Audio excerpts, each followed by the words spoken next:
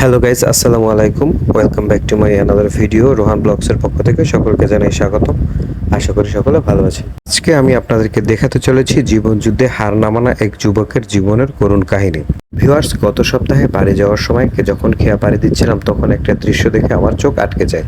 দেখছিলাম চম্বক বেলুয়া নদীতে ফেলে পানির মধ্যে দিয়ে বিভিন্ন ধরনের ধাতব পদার্থ তুলছে এক ব্যক্তি।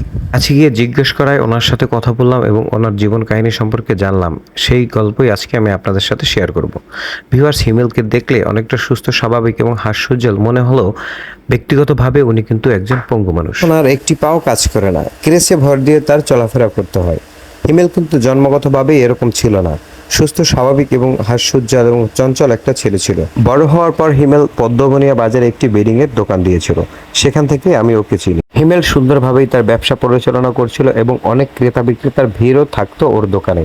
আমি যখন তাকে চিনতাম তখন আমরা বেশ কিছু বেডিং এর জিনিসপত্র ওর কাছ থেকে বানিয়েছিলাম। মহান আল্লাহ তাআলা উত্তম পরিকল্পনাকারী। হঠাৎ করেই হিমেলের ব্যবসা বেশি একটা ভালো যাচ্ছিল না। বিভিন্ন দিক থেকে অনেক ঋণ দেনা হয়ে যাওয়ার কারণে উনি ওই বেডিং এর ব্যবসা ছেড়ে দিয়ে অন্য একটা কাজে মনোনিবেশ করেন। কিন্তু সৃষ্টিকর্তা না চাইলে কোনো কিছুই সম্ভব না। আরও একটা দুর্ঘটনার কারণে পা দুটি হারিয়ে পঙ্গুত্ব বরণ করে নিয়েছে। কথায় বলে, স্ত্রীকে চেনা যায় স্বামীর বিপদে। এই ক্ষেত্রে আমরা দেখতে পেলাম হিমেল যখন অ্যাক্সিডেন্ট করে তার পা দুটো হারিয়ে পঙ্গুত্ব বরণ করে নিয়েছে, তার সহধর্মিণী তাকে ছেড়ে চলে গেছে অন্য কোথাও। দুর্ঘটনার পরে চিকিৎসার জন্য সর্বস্ব হারিয়ে বর্তমানে নিঃস্ব অবস্থায় আছে এই হিমেল।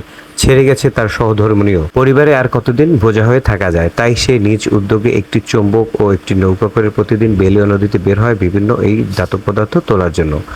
হিমেলের সাথে কথা বলে আমরা জানতে পেরেছি প্রতিদিন 100 থেকে 200 টাকা পর্যন্ত উনি বিক্রি করে থাকে, সর্বোচ্চ এই ধাতব পদার্থ বিক্রি করে। এই টাকা দিয়েই তার চলে প্রত্যাহিক জীবনের সংসার এবং প্রত্যাহিক জীবনের জীবনধারা। তো দুঃখ, কষ্ট ও বিসর্জন দিয়েও একটা মানুষ হাসি মুখে থাকতে পারে, তার বাস্তব প্রমাণ মিলবে হিমেলের কাছে আসলে। আমরা প্রায় হিমেলের সাথে আধা ঘন্টার মতো কথা বলেছি এবং সে কি করে সেগুলো দেখেছি। একটি দুর্ঘটনা সারা জীবনের কান্না, এর বাস্তব প্রমাণ আমরা আজকে দেখতে পেরেছি এই হিমেলের সাথে কথা বলে। আমাদের এই সকল মানুষের প্রতি অনেক মানবিক হওয়া উচিত এবং আল্লাহ আমাদের সকলকে সুস্থ, সুন্দর এবং ভালো রাখুক। আসসালামু আলাইকুম ওয়া রাহমাতুল্লাহ।